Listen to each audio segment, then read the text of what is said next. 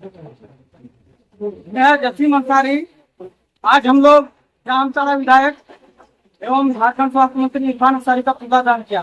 सबसे पहले मैं पूरे जामताड़ा वासी को यह अवगत कराना चाहता हूँ, यहाँ पर जितने भी युवा उपस्थित हैं, हम लोग कोई भी राजनीतिक दल या राजनीतिक संगठन को रिप्रेजेंट नहीं करते हैं। ये सिर्फ जामताड़ा युवाओं का मंच है, जामताड़ा युवाओं का आवाज है और जामताड़ा युवाओं का ही अपने प्रतिनिधि के खिलाफ एक विरोध प्रदर्शन है। विरोध का कारण जामताड़ा की जनता ने इरफान अंसारी और उनके पिताजी को 40 साल तक जामताड़ा की गति को सौंपा। मैं पूछना चाहता हूँ इरफान अंसारी जी से, बताइए जामताड़ा सदर अस्पताल में अभी तक वेंटिलेटर की सुविधा क्यों नहीं है? आपके उपायुक्त महोदय, हमारे उपायुक्त महोदय जामताड़ा सदर अस्पताल जाते हैं, वहाँ पर ऑन ड्यूटी डॉक्टर जो ऑन ड्यूटी में रहते हैं वो गायब होते हैं। कोई भी मरीज जाते हैं, हाल ही में दैनिक भास्कर का 28 जुलाई को एक अखबार आया था, जिसमें डॉक्टर की कमी से मरीज को वापस घर लौटना पड़ा। आपके सदर अस्पताल में डॉक्टर की कमी है, जो डॉक्टर है वो ऑन ड्यूटी टाइम में अस्पताल से गायब रहते हैं। एक वीडियो के माध्यम से देखा गया कि दवाई खाना रविवार के दिन में एक भी स्टाफ अवेलेबल नहीं था। कभी एम्बुलेंस का तेल खत्म हो जाता है, कभी एम्बुलेंस का स्टीयरिंग फंस जाता है। जो लोग कहते हैं कि मशीन वाला चीज है, खराब हो सकता है, उनसे मैं पूछना चाहता हूँ, कभी इरफान अंसारी का गाड़ी में तेल खत्म क्यों नहीं होता है? कभी उनका स्टीयरिंग क्यों नहीं फंसता है? सिर्फ एम्बुलेंस का ही क्यों? तो आप देखिए पूरा का पूरा जो स्वास्थ्य व्यवस्था वो लचर है और इस लचर स्वास्थ्य व्यवस्था को देखते हुए हमने विरोध प्रदर्शन किया। यहाँ पर वो ऐलान करते हैं कि रिम्स 2 बना रहे हैं, 50 बेड का अस्पताल बना रहे हैं, यानी जो उपलब्ध है हमारा सदर अस्पताल उसको आप चला नहीं पा रहे हैं। आप बड़ा बड़ा घोषणा करते हैं। ये वही बात हो गई कि घर में बकरी है, घर में बकरी को पाल नहीं पा रहे, आप शेर पालने का ख्वाब दिखाते हैं। बेवकूफ बनाना बंद कीजिए जनता को।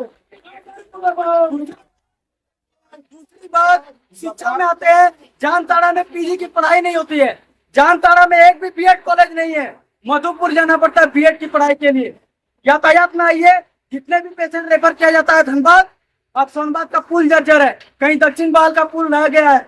गार्जियन अपने बच्चे को स्कूल पहुंचाने के लिए डोरिया पार करता है कंधे में बैठाकर। पुल ना होने के कारण किसका जवाबदेही है, किसकी जिम्मेदारी है ये? आप बच्चों के भविष्य के साथ खिलवाड़ कर रहे हैं। बिजली विभाग में जाइए, एक और ट्रांसफार्मर के लिए आपको विधायक आवास और बिजली ऑफिस 10 दिन तक चक्कर लगाना पड़ेगा, तब आपको एक ट्रांसफार्मर अवेलेबल होगा। यहाँ पर शिक्षा व्यवस्था बेहाल, स्वास्थ्य व्यवस्था बेहाल, बिजली व्यवस्था बेहाल, यातायात व्यवस्था बेहाल। आप पहले जामताड़ा के विधायक है, बाद में आप झारखंड के मंत्री हैं। पहले जामताड़ा को देखिए, उसके बाद आप झारखंड को देखिए। और जब हम लोगों ने आवाज उठाया तो हमारे कुछ साथियों को मुकदमे की धमकियां देते हैं। अरे मुकदमे की धमकियां देने वालों, हम लोग कहना चाहते हैं कि हम पर कभी जमीन का हड़पी के लिए मुकदमा नहीं हुआ है, जमीन डकैती के लिए, चोरी के लिए, गैर कानूनी कार्य के लिए मुकदमा नहीं हुआ है। अगर गरीबों का आवाज उठाने के लिए हम पर मुकदमा होता है तो ये मुकदमा नहीं, एक क्रांतिकारी की पहचान है। ऐसी पहचान को हम छाती में लेके। दूसरी बात, वो कहते हैं एक बयान में, मंत्री जी जब हमने आवाज उठाया उनको कहना चाहिए था कि इस मुद्दे को मैं समीक्षा करता हूँ, आश्वासन देता हूँ, पर उसने समीक्षा न करके कहा कि ये लोग का रोजी रोटी चलता है। मंत्री जी, रोजी रोटी मधुपुर से आके जामताड़ा में किसका चल रहा, पूरी झारखंड की जनता देखती है। रोजी रोटी का, तो रोजी रोटी हम लोग किसी नेता और मंत्री के टुकड़े पर पलने वाले दलाल नहीं है। हम लोग बिरसा, फूले, अम्बेडकर और पेरियार को पढ़ने वाले अम्बेडकरवादी है। सत्ता की आंख में आंख डाल के सवाल करने का अधिकार हमें हमारा संविधान और आर्टिकल 19 देता है और कोई हमारी आवाज को रोक नहीं सकता है। अगर व्यवस्था नहीं सुधरेगी, हमारा आंदोलन जारी रहेगा। धन्यवाद।